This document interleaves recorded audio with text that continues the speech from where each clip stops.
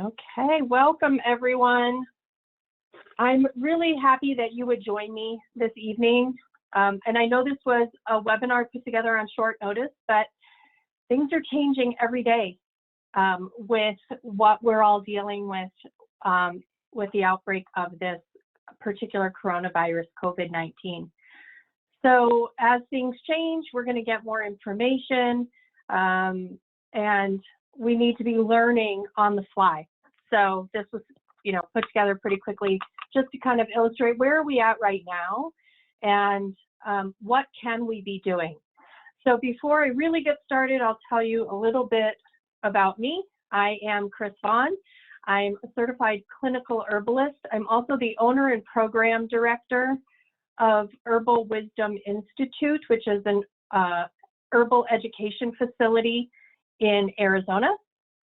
And I've been an herbalist for, just over 10 years. And I have also been the owner and program director of the Institute since 2016. And then I'm also a director for Wise Woman Herbals, which is an herbal product manufacturer. So I do a variety of things in the herbal industry, and I've been also with Wise Woman Herbals for 10 years. So my goal in this webinar is really to reduce fear, reduce anxiety surrounding what's happening right now with the virus and, what everyone is concerned about, spread, of course, fatality rates, things like that. But most importantly, when we have more information, when we know more, when we know better, we do better. And so I just really want to provide for you some information that I have on what we know about the virus, but more importantly, practical things that we can be doing to keep ourselves well, to protect our communities, to protect our family, and what can we do if we do get sick. So we're going to go through all of that today. This slide's just a little disclaimer that the information in this presentation is for educational purposes only and not to replace the guidance of your healthcare practitioner. Also, the statements and things that I'm going to talk about are in no way the opinions or claims of any of the product companies that I might mention on this presentation. So this is strictly my information as an herbalist and as an herbal educator. So what do we know, first of all, about this virus? So the virus that we're dealing with is COVID-19, and the pathogen itself is a SARS virus. And once we become infected with it, that infection is called COVID-19. And so in certain ways it acts similar to a SARS, but it is not as aggressive in terms of the respiratory distress that it causes, but it is more aggressive in infection rate. It's estimated that it could be, when all said and done, 23 times more fatal than the flu.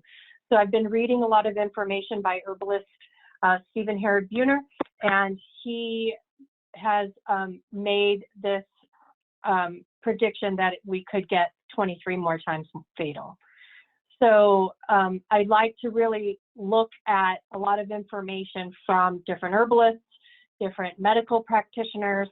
Of course, the CDC is where everyone is being directed to, but there's a lot of really good information coming out from herbal researchers. And so I've been reading through a lot of that. This virus spreads really easily. And so, of course, from respiratory droplets, so coughing and sneezing, it will get onto surfaces, and I think they said it can last from a couple of hours to several days on a surface. And so, you go into the grocery store, you touch the cart that someone just sneezed all over, and then you touch your face, and now you are at risk of getting the virus. So what's really important to know about this virus is that most people who get this virus the symptoms will be very mild. They're not even going to realize they have this virus. especially in a young, healthy individual with no pre-existing conditions. They're going to get what they think is a mild respiratory cold, and then they're going to get over it, and it's going to be no big deal. Some people will think, oh, my sinuses or my allergies are acting up, and they're going to get over it, no big deal. Other people, it is going to hit them pretty hard. And then we have the people who are immune compromised, people with pre-existing conditions that are going to be the ones that are most at risk for this virus getting really severe and potentially leading to death. So we've got a really broad spectrum here of what is going to be experienced.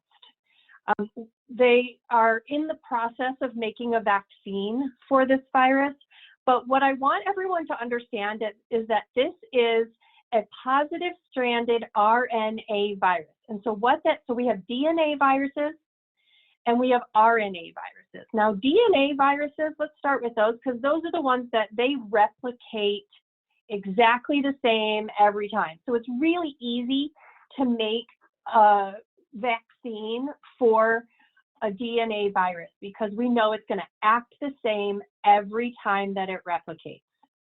So that's great. Now, RNA viruses, they don't replicate the same. They will change their genetic structure every time that they replicate. Every new generation of the virus is going to essentially be a different strain. And so look at the flu, for instance. So that's an RNA virus. And so they have to make a new flu vaccine every year. And what they're having to do with the flu vaccine is guess a year and a half ahead of time, because that's how long it takes to manufacture enough vaccines. They're having to guess a year and a half ahead of time which strains we might be coming in contact with in that next flu season. Well, it's not a very efficient way to do it, right? And by the time that flu season comes around, it might not even be that strain. So that's why a lot of times the flu vaccine is just really not effective, because this is an RNA virus. So that's just, one thing I really want people to understand is vaccinations, while for certain things they're fantastic, for other things not so much. So, that's going to be a really unreliable thing. So it's really going to be more important for us to understand, how do we keep our immune system strong? How do we protect ourselves in terms of prevention? And then also, what can we know to do for ourselves, reliably for ourselves? Because right now, a lot of people in places all around the country are getting quarantined to their homes. And even the medical community is saying, do not come into the doctor or the urgent care or the emergency room if you are just wondering if this is the virus that you have, okay? Because it's spreading too easily. So what can we do at home ourselves to really be empowered to take care of our health and the health of our family? So that's what we're going to be really going into. A little bit more about this virus. So I just want to go over, this was information from the CDC as of yesterday. They are updating their website every day at the end of the day. So as of yesterday in the United States, they have logged 4,226 cases and 75 deaths that are related to the virus. And this is with 53 jurisdictions reporting cases. Now, we can really assume that the numbers are higher than this because we don't have adequate testing. Not everyone who gets sick is going to go get tested, because remember I said earlier, like, most of it is going to be so mild that it's not going to cause someone to go in and seek medical care. And so this is why we estimate that this virus is much more widespread than what we even know, and that the infection rates are much higher than what we anticipate. So, just important to understand that. This is a graphic of when they first started measuring cases in the United States. Again, this can be found on the CDC's website. And so it looks back to January when we had our first reported case. But I'm going to tell you, I have been talking to a lot of practitioners who really believe that they have been seeing this illness in the United States since November. And I will tell you, I got sick in November and it was like nothing I had ever experienced. And after talking with other herbalists in my circle and other practitioners, I have several naturopathic physicians in my circle, and we all believe that's what I had. And I know several people that I know have already had this just by how their illness was presenting. So, you know, we've been dealing with this for a while and didn't really know it, but now we're seeing these numbers spike because now we're testing. Okay, it does not necessarily mean that all of a sudden we're in the peak of this. This is just what we know now in a very short amount of time.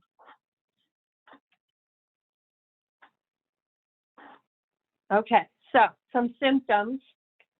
So we have an incubation period we know of at least 2 days and can be up to 14 days. Most people are going to present first with a sore throat and probably a fever, or it's going to be a sore throat and a little bit of congestion and cough, which is going to make people think that, oh, it could just be allergies because maybe they don't have the fever. What we're seeing is the starting part of this virus presents very different in a variety of people.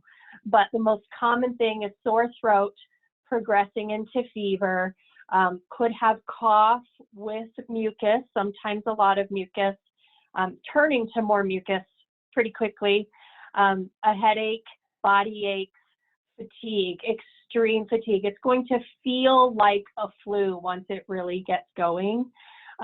And so people will go to their doctor thinking that they have the flu. The doctor will say, yeah, it sounds like flu. They test for flu, it's negative, okay?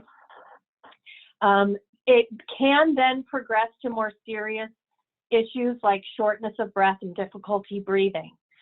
The people who are at the greatest risk of this illness are people that are over age 60. What's interesting in most illnesses, like when you look at the flu, the people who are most at risk of dying of the flu are the elder population, so over age 60, and the very young, like babies. This virus is not affecting children at all that we know of. If a child gets sick, like they get a sore throat and a fever, they're done by like the next day. And so we're not seeing any reported cases in that younger population, and absolutely no deaths that I know of as of today in young children. All of the deaths have been in people over age 60, or at least most of them. Also people that have pre-existing conditions, most specifically high blood pressure, heart disease, diabetes, chronic obstructive pulmonary disease, and other situations where someone would be immune compromised. So this population of people that are at the greatest risk is why we are being asked to distance ourselves. And so I know there's a lot of people saying, well, I'm not going to let this change how I live my life. And I get the fact that we don't want to give in to fear, and that's very real. You know, we've got a lot of people panicking, and we really don't need to panic. We don't need to worry. I know we've not seen something like this in a long time. This is a novel virus, meaning none of us have antibodies to it because we've never been exposed to it. And so I get that that's scary, but we do have to isolate ourselves for a short amount of time to protect the most vulnerable of our population and to slow the spread of this virus so that we can learn more about it, so that we can understand what this virus is going to do. There's a lot about how this virus is going to act that we just don't know yet. So if you're one of those people that's like, I'm going to go out anyway, I don't care what they say. I just want you to kind of step back and think, what if, it was your mother or father or grandfather or grandmother or whatever that is most at risk, and they caught that because somebody else was not being cautious, right? That would not fit well with me. And it would not fit well with me if my own mom would not kind of isolate a little bit. So I just want us to really be aware that we're being asked to do this, to really take care of our community. And this is a time where we get to look at the world a little bit different than we have before. And in a way, I think it's kind of exciting. I know that sounds crazy, but I think it's kind of exciting because it's going to push us to care for others in our community a little bit more than we care for ourselves. So, for instance, if you know that there is someone in that age group over 60 who might have some immune issues, drop some groceries off to them so that they don't have to go out to the store. And, find out if there's anything that you can do for them so that they're not having to put themselves in a situation around a lot of people where they could contract that illness. So I'm just saying, care for other people right now. Look out for those people on your street that you know are elderly. Keep an eye out to make sure that you're seeing some activity in their homes. If you haven't seen any activity, go knock on the door and, make sure that they're doing okay, because if somebody's living alone also and they become ill, they might not be able to reach out to other people. So go and check on them. But at the same time, if you're feeling ill, isolate and stay away. All right. So that was my little soapbox. I go on those every once in a while. I'll probably go on it again. Okay, so let's talk about what's happening in this virus when it gets to a point where it's causing some respiratory distress. And so in the lining of your lungs, you have mucous membrane. And so that mucous membrane is covered with what's called cilia. So you'll see the cilia, it looks like finger-like projections or little hairs. And that cilia is free flowing in the lungs to help move debris out of the lungs. So like when we cough, it's going to help move things up and out of the lungs. This virus, when we get to a point where the immune system kind of goes out of whack, it damages the cilia. And so then the cilia cannot function in order to help move mucus and debris up out of the lungs, and we have pneumonia. Okay, so this is a viral pneumonia, not a bacterial pneumonia. So in a bacterial pneumonia, they give you antibiotics, and that's great. Viral pneumonia is very different. So there isn't an antibiotic for a viral pneumonia. So that's what's happening when we have infection that's progressing and getting severe.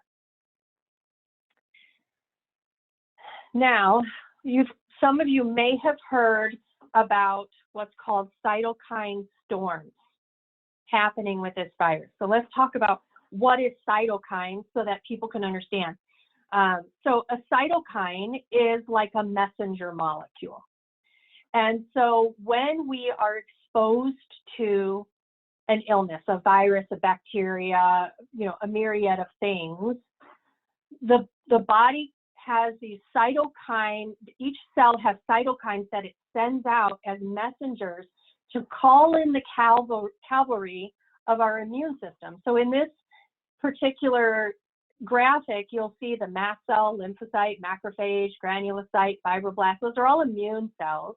And these cytokines are calling them into the area to help fight infection and clean things up. So this is part of an inflammatory response. So inflammation is created in response to any kind of injury or infection all the time. That's a normal, healthy immune system, okay? Now, when the immune system goes overboard and can't efficiently handle the infection, we can go into what's called a cytokine storm. And that's when we're getting severe damage in the lungs and leading potentially to death. And so there are certain ways we can combat that and certain things that we need to pay attention to when we are getting sick. And so that leads us to the discussion of to elderberry or not to elderberry. And if you're on social media, you're probably seeing a gazillion things saying, take elderberry, and then you're probably seeing another gazillion things saying, don't take elderberry, it's going to cause a cytokine storm. So what is true? They're both true. So there are times that elderberry is really good, and there are times elderberry is not. So elderberry, in the very first stage that you feel like you're coming down with something, or for preventative, great. It's awesome. It's one of my favorite things to use when people in my house start to feel like they're coming down with something. We love our elderberry. However, if you are using elderberry and it is now 24 hours later and you are worse, that is the time to stop elderberry. Okay?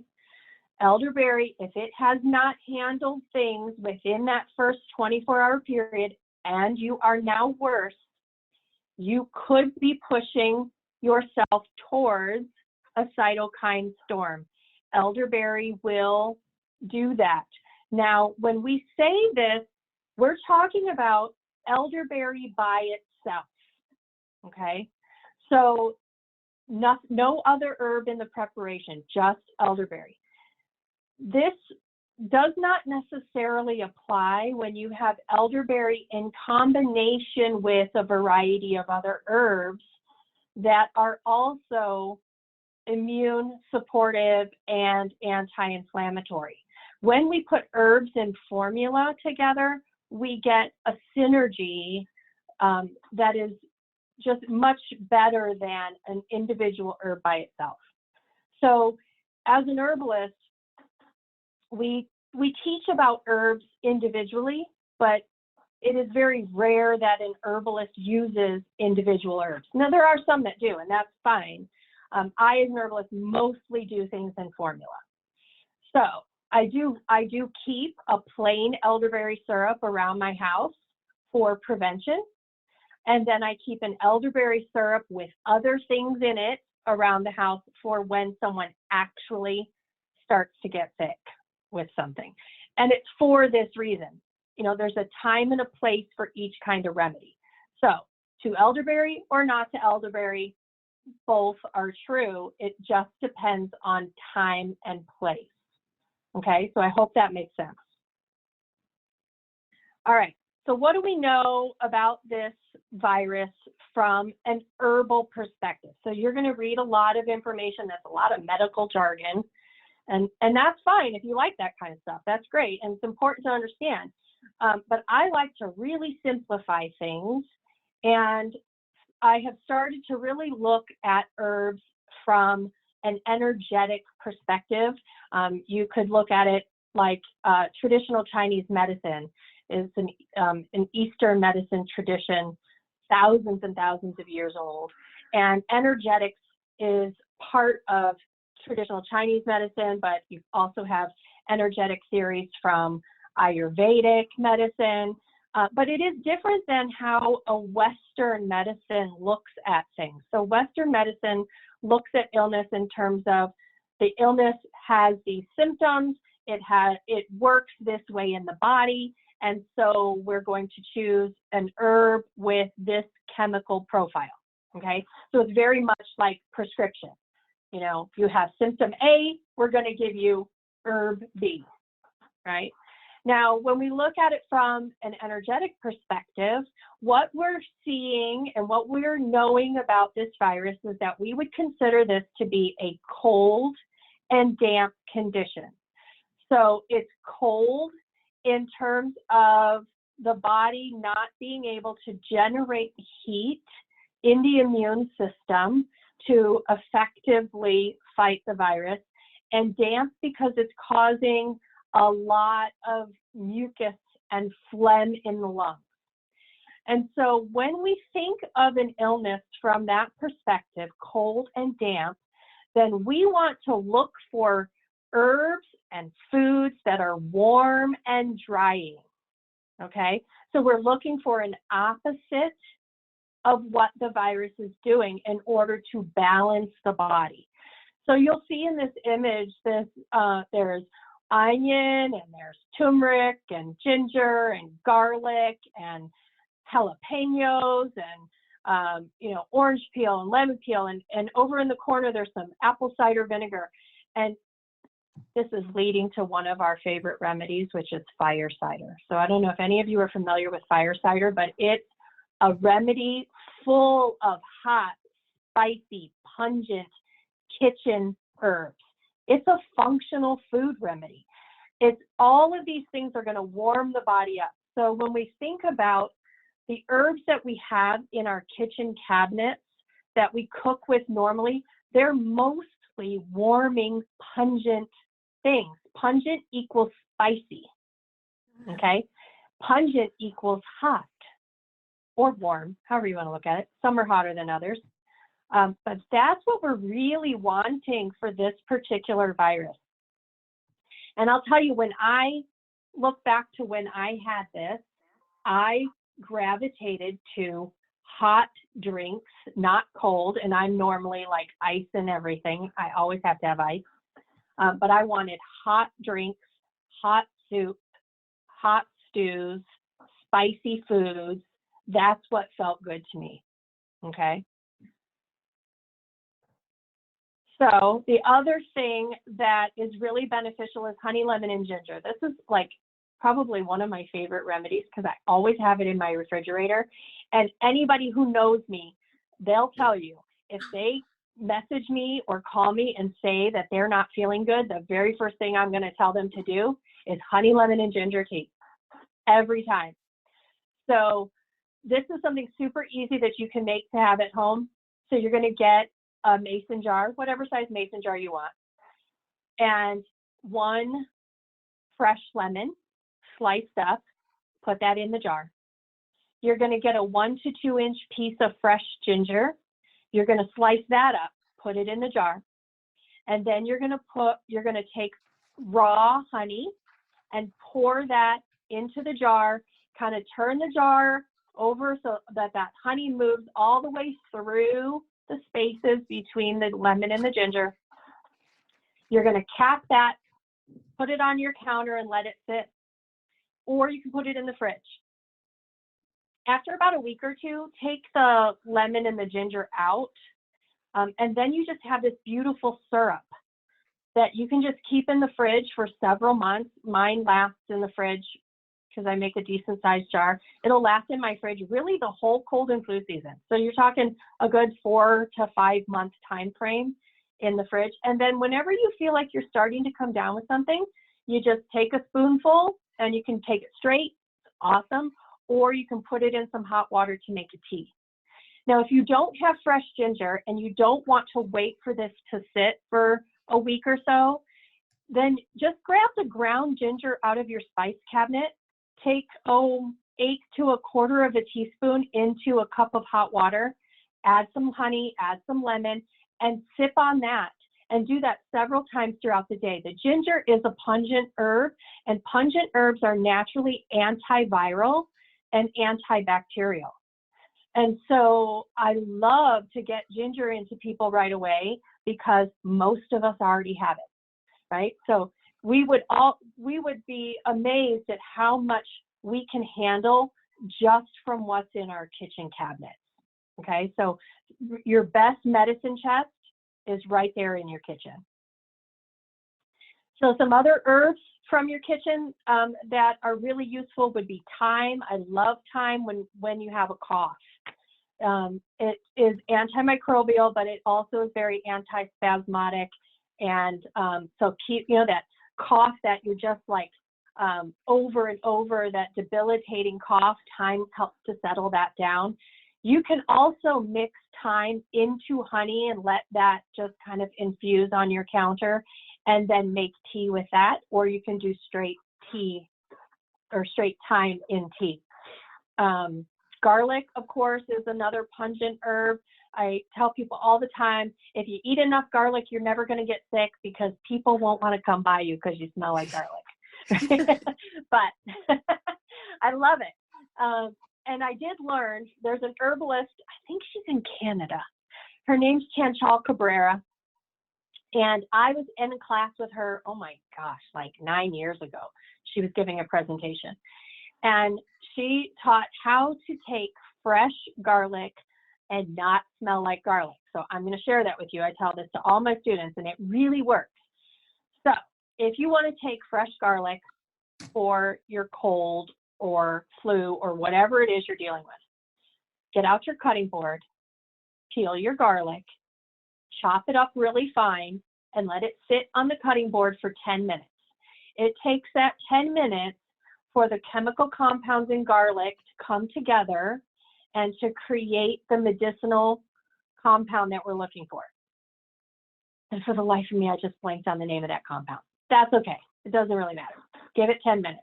Then you're going to scoop that minced garlic up onto a spoon, and you're going to swallow it whole. Do not chew it. If you chew it, you will smell like garlic. If you don't chew it, I promise you, you won't. Okay? Swallow it down, chase it with some juice or something. Eat some food with it because fresh garlic can be really hard on the stomach.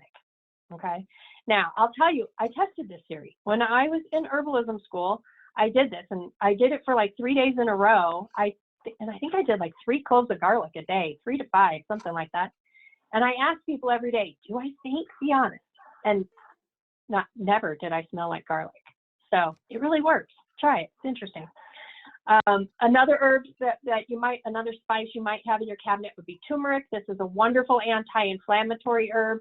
And when we're looking at combating cytokine storm, the herbs that do that for us are anti-inflammatory herbs, because remember, the cytokine storm is an inflammatory process. It's an inflammatory cascade that happens. So if we do anti-inflammatory herbs, we combat that in the body. So ginger, garlic, turmeric, horseradish, cayenne pepper, all are beneficial for combating that potential reaction. So when I'm taking elderberry, I will often do elderberry with ginger in it for myself. I'll infuse some ginger into my elderberry syrup. Some cinnamon or yarrow. Yarrow is really great as an herb. It's not a kitchen herb, but that's a really great anti-inflammatory. But then I also will make what's called fire cider. So all these herbs on your screen right now, and you can add so many different things. That Rosemary Gladstar and a bunch of other herbalists did a book about fire cider, so you can find a ton of different fire cider recipes. And it's all functional food. So you're going to chop up these herbs: onion, garlic, horseradish, ginger. I do lemon. I do jalapeno, cayenne pepper. And you're going to put it in a jar and pour straight apple cider vinegar over it. Put the lid on, but put some plastic wrap underneath your lid, especially if you're using a metal mason jar lid, because apple cider vinegar will corrode that metal. And so cap that, put it on your counter for 2 to 4 weeks, and then strain it out. And then you're going to use that apple cider vinegar. And you can add honey to it too to sweeten it up a little bit. But you'll take a teaspoon of that whenever you want to. And you can dilute it in some water if you want, if you're not a huge fan of the apple cider vinegar thing. But this is going to be a really hot, fiery, spicy remedy. Keep that digestion up, right? Remember, we need warming for this particular virus. So I see Amy piped in with Allison. Thank you, Amy. I was forgetting the name. So that's the chemical compound in ginger that is the most active that we know of. And so it takes 10 minutes for garlic, to create allicin. So thank you, Amy, for that. Okay. Now, the next set of herbs that I would mention to you are what we call our berberine herbs. Berberine is a particular chemical compound that we find in golden seal, Oregon grape, desert barberry, and Chinese gold thread. And so if you've ever taken golden seal capsules, you'll notice they're a really bright, like golden yellow. And if you ever got that on your skin, it stains a little bit. It's that golden yellow compound that is berberine.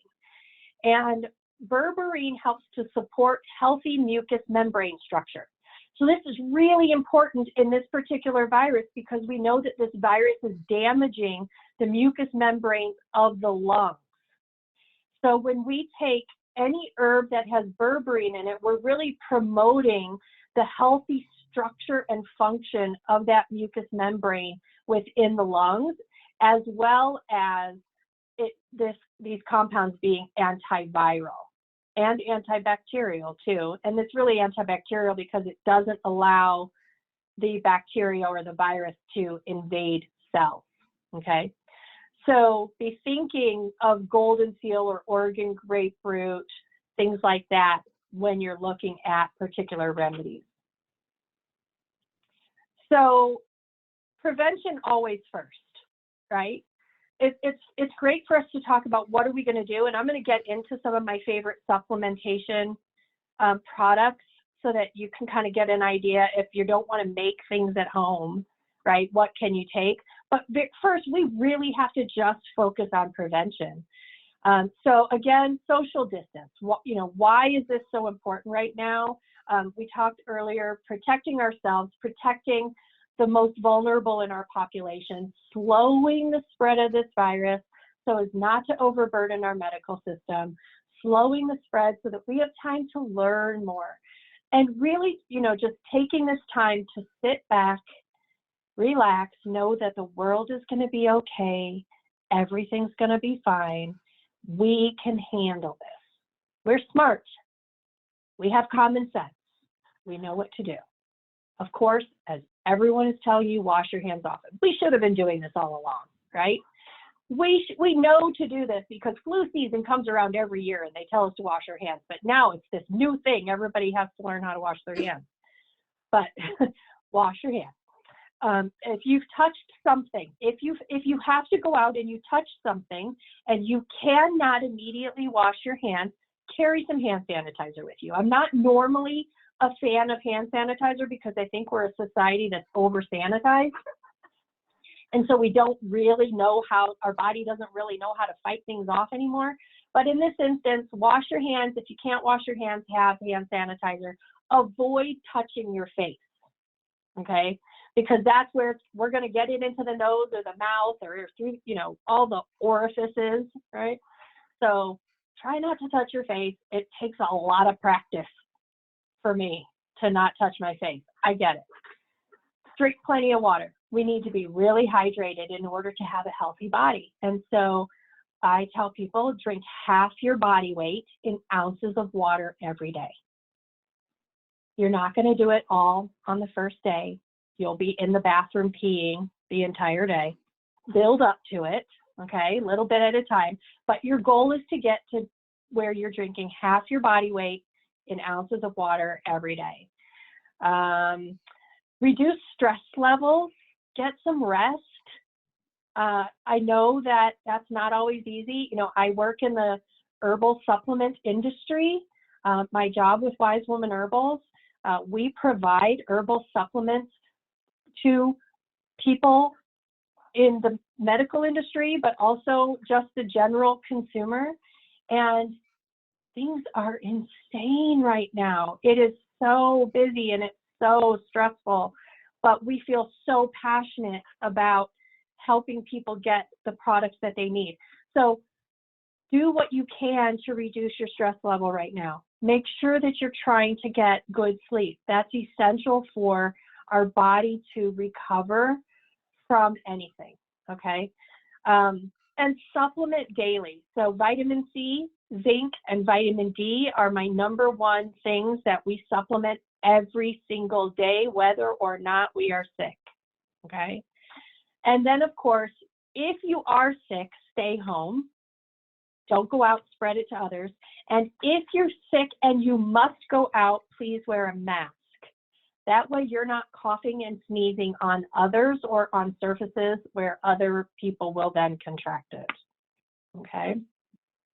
All right, so my supplement choices, because some things we can't make in the kitchen. And even if we could, not everybody wants to. I get that. So this is my favorite vitamin C. It's by Empirical Labs. It's a liposomal vitamin C. What most people know about vitamin C is that we pee out most of what we take in, right? So it's a water-soluble vitamin, and the body can only use a certain amount at a time, and we will urinate out the rest. Now this one, because it says it's liposomal, that means that it's wrapped in a lipid layer, a fat layer, so our body can absorb it better. It's more bioavailable vitamin C. In reality, I don't care what vitamin C you use, just get some vitamin C, right? But this is my favorite, and so that's why I put it on here. Next is zinc. I like the Pure Encapsulations brand. I believe that it's a very high quality product. It's a very clean product. The dosage is 30 milligrams a day, and zinc is found in all of the cells of our body and helps us to fight off bacteria and virus. So it's important for us to be supplementing with zinc. When we, some people are naturally zinc deficient for a variety of reasons, but also when we are in contact with a virus or a bacteria, we need more zinc than what naturally is happening in the body, okay? So zinc and vitamin C are going to be working together to stop viral replication.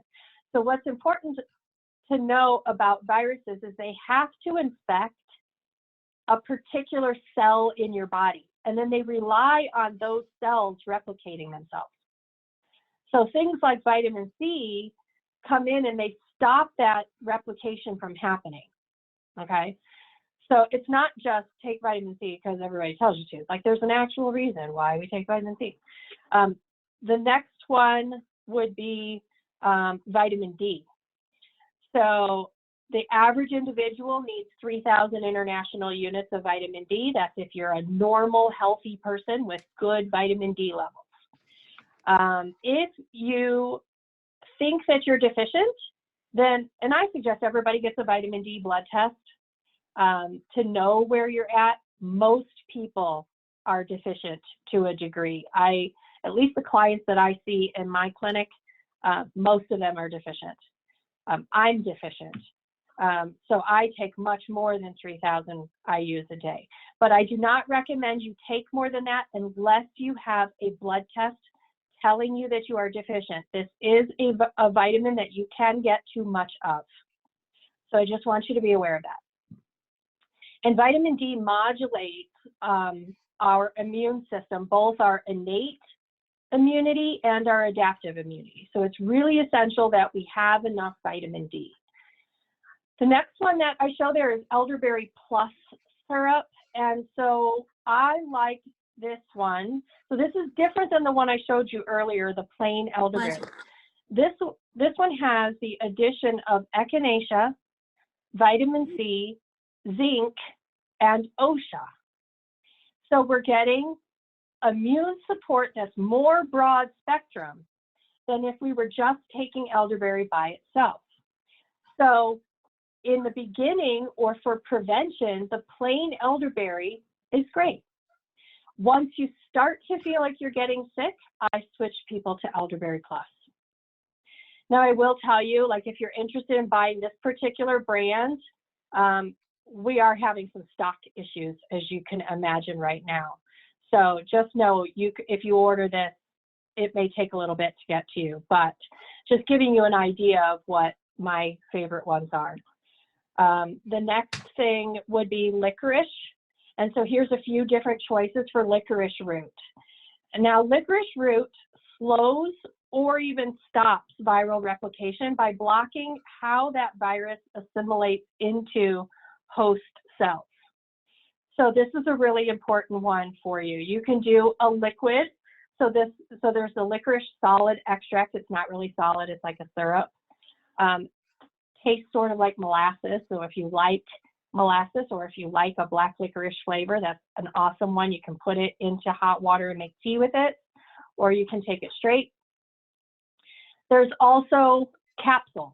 So I like the Douglas Laboratories brand of licorice root, and there's two options that I have up on the screen for you. One says glycyrrhizin, and the other says deglycerinated.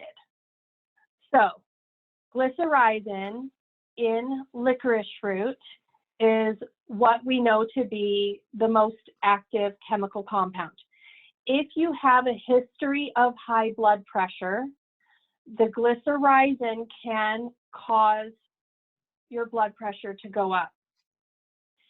So if you have that history, you want to choose the one that is deglycerinated, okay? Now, the licorice solid extract from Wise Woman Herbals is not deglycerinated. That one does have glycyrrhizin in it as well. So again, if you have a history of high blood pressure, you want a deglycerinated licorice.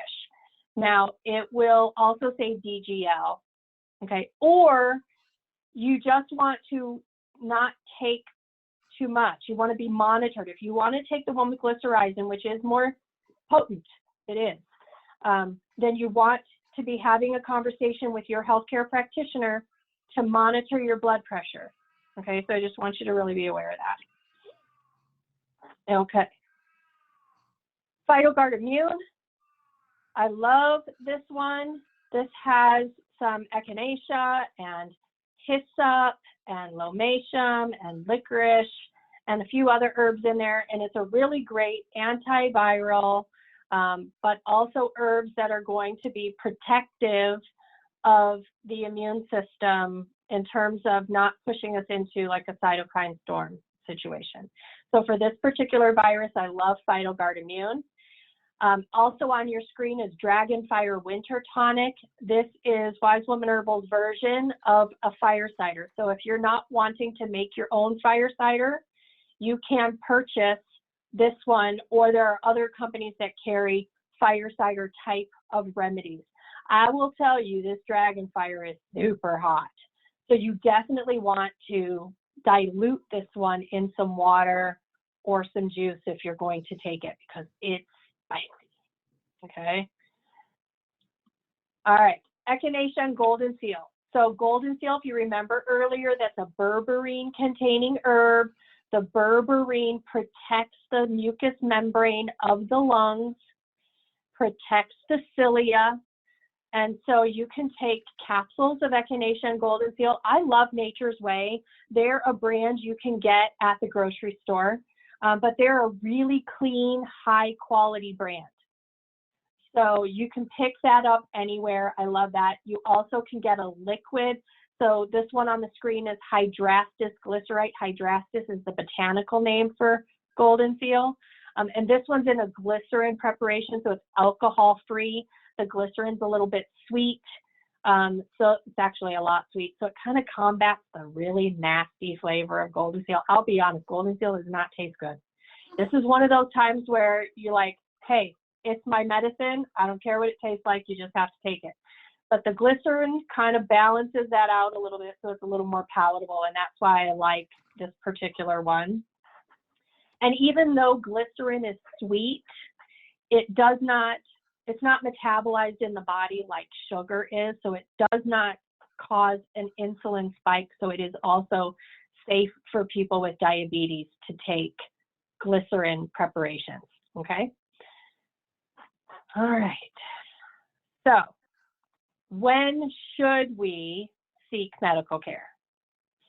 So if you are using herbs and you are also on pharmaceutical medications, first I will tell you to make sure that you're getting some guidance from an herbal practitioner or a naturopathic physician or a medical physician who has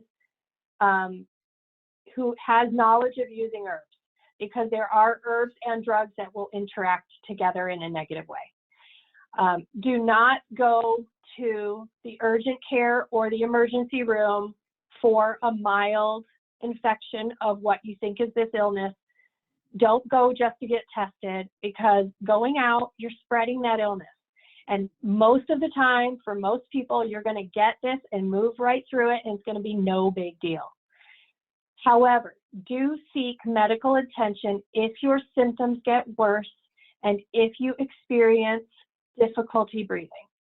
Do seek medical attention if you're over age 60 and you are really not feeling good, okay? That's who we want to go to the doctor. Okay, again, herbs and drugs. Herbs and pharmaceuticals can have interactions. Just because herbs are natural does not mean they're automatically inherently safe. They're very safe when used properly, but it's important to have guidance from a qualified herbal practitioner. So an herbalist or a naturopathic physician, some DOs know herbs, some functional medicine doctors, integrative medical doctors know herbs. So seek guidance if you're wanting to use herbs and you take pharmaceutical medications. Now, using herbs in food form does not pose risk like supplementation does. So, you know, if you're going to choose to add all of those herbs and spices we talked about to soups and stews right now and feed yourself your medicine, that's awesome. Okay, the body really knows how to handle that, and it is very rare that there's going to be an interaction from you eating food. So I say food as medicine first, and then we look at supplementation for things that are more specific, okay? All right, so some resources of where you can get the supplements that I talked about. So I have on my website, herbalwisdominstitute.com, you can go to the tab at the top that says shop, and you can click through to my full script dispensary. And through there, you can find all of the things that I talked about, as well as like hundreds of other brands. So in reality, I don't care what brands you choose, you get to choose that. I just wanted to show you the ones that I like. So that's one place you can go. You can go to Wise Woman Herbal's website if you're interested in their supplements. And you can go on Amazon.com. You can buy all the things that I mentioned also on Amazon. And you might find some other really cool things. So those are just a few places you can go. And then that keeps you out of the stores. Even the Nature's Way that I told you that's sold in the grocery store, you can get that on Amazon. You can get that on FullScript. So you don't ever have to leave your house right now if you're concerned about going out to the grocery store, or if you're in one of those vulnerable populations, okay? You can order it online, have it delivered to you, super easy. Okay, if this conversation today has caused you to want to learn more about how to use herbs as medicine and how to do it safely, then I have a few courses that you can take a look at. First is Herbal Medicine Basics. That's an online video course on my website. It's normally $85. It's on sale for $59. It's 6 videos. You have lifetime access to that with all the handouts and downloads that you need. So that's a great way to get started. In that course, I go through a lot of basic information about herbs, herbal actions, the types of herbal preparations and what those are and how do we use them. But then I go through body systems, the immune system, the respiratory system, the digestive system, the nervous system, the skin, and herbal first aid. And I give you simple herbal remedies that you can start to do at home. Then there's an Herbal Flavors and Energetics course. That's a 2-hour video class that you can go through. So when I was talking about this condition being cold and damp, and we want to then use warm and dry herbs, that's the kind of thing we cover in that class. And then there's the Foundations in Western Herbalism certification course. That's a 10-month herbalist certification course in Arizona. We meet 1 weekend a month for the 10 months. And at the end of that, Herbal Wisdom Institute certifies you as an herbalist.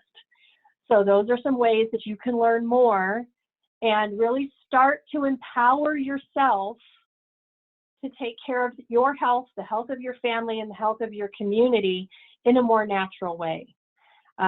So, you know, the medical community for viruses says, you know, they don't have things for viruses. There is no medication for this virus. You have to let it run its course. As herbalists, we know we don't just have to let things run their course. There's a lot in the natural world that is very effective for viruses. So I encourage you to take a look at you know, any of those courses. So, all right, I am going to stop sharing my screen. Then you'll get to see my face again. And I'm going to unmute everybody. So I will ask you to mute yourself right now, but if you have a question, go ahead and unmute and ask your question. I'm totally happy to answer anything I can. Just know everything I've talked about is what I know right now. With all the information coming out, things can change, okay? More information could be coming.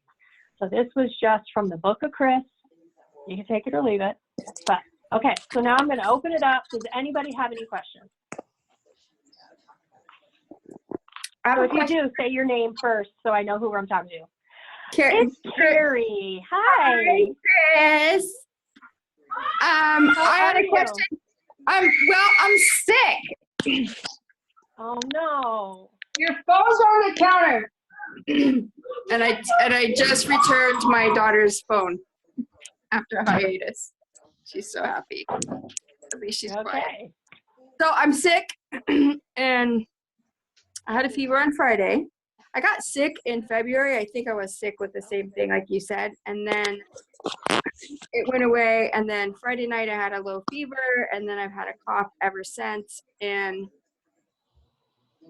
I've been trying to supplement as well as I can. But I'm not an herbalist. My lungs are burning. And I'm still coughing. So I've taken some time off work. How's she doing?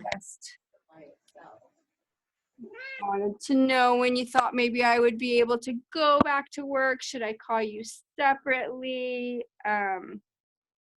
What should I be taking? Okay, so here's the recommendation for when you can return back to society. When you have not had a fever for, I think they said 3 or more days. For 3 or more days? When you are not coughing and sneezing so that you will spread droplets. Oh. So if you are still coughing, then you should be staying home. Okay. If you have to go to work, you should be wearing a mask. What's my best thing for the coughing? So I would try the honey, lemon, and ginger, and you can put a little bit of thyme in that. That's going to help to dry up if you've got, you know, if there's still mucus there, that will help to dry that up because that's a very warming and drying remedy. Antispasmodic for the cough. So that I think will be really good for you. That was what helped me when I was going through that and I was coughing a lot. I did a lot of that honey, lemon, and ginger, and that seemed to get me through. I only have the ginger tincture from Wise Woman. Yep, you can do that too. Take the ginger tincture. Yep, 1 to 2 dropperfuls. And you could even put that in a little bit of tea with some honey and lemon. That would be a good way to use that. Okay? Awesome. Thank you, Beauty. Great. You're welcome. All right, anybody else have a question? I do. Georgie here. Hi, Georgie. How do you feel about oregano oil as opposed to the thyme? If I happen to have oregano oil, and I like using that. What do you think about it? Yeah, I say yeah. Any of those culinary types of herbs are going to be awesome at that. So oregano would be a good choice.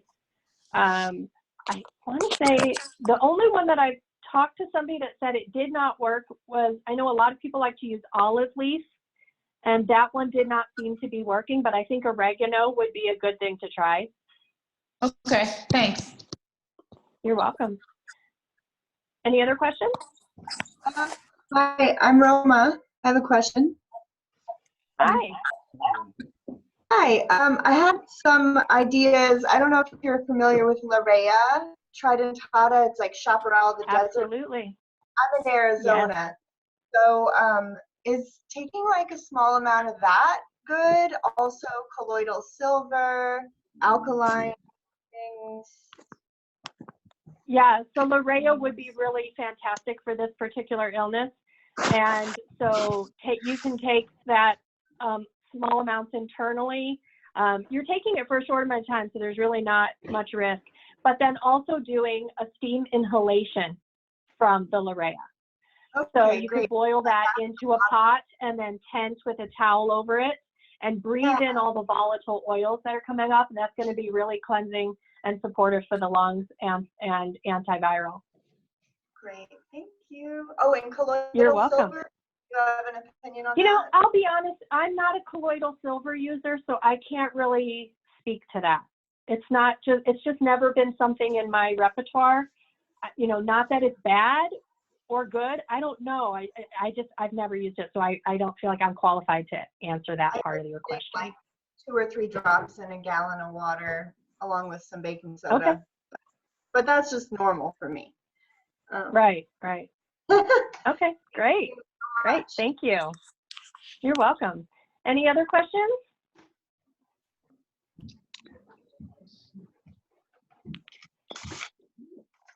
Okay, well, I thank you guys so much for coming on. I hope that you learned something that you feel is important. I hope that having some strategies allows you to not be so fearful. And I hope that you feel a little bit empowered to be able to handle what we're dealing with right now and have a better understanding of kind of where we're at and where we're going with this. So again, I appreciate you. If you have any other questions or you want to reach out, you can do that through my website, herbalwisdominstitute.com. I'd be happy to hear from you and see how you're doing. So thank you all again so much, and I hope to see you on another class. Take care.